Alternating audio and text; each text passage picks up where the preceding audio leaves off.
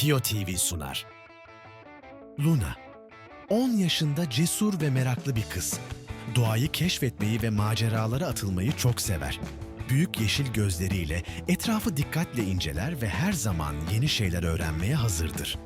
Batu, 11 yaşında zeki ve dikkatli bir çocuk. Her zaman bir adım ötesini düşünür ve Luna'nın en büyük destekçisidir. Arkadaş canlısı ve güvenilir bir yapıya sahiptir. Rüzgar, yaşlı ve bilge bir kaplumbağa. Ormanda yaşayan tüm canlılara şefkatle rehberlik eder. Sabırlı, nazik ve derin bir bilgelikle hareket eder. Ormanın sırrı. Yakında Pio TV'de. Beğenmeyi ve abone olmayı unutma.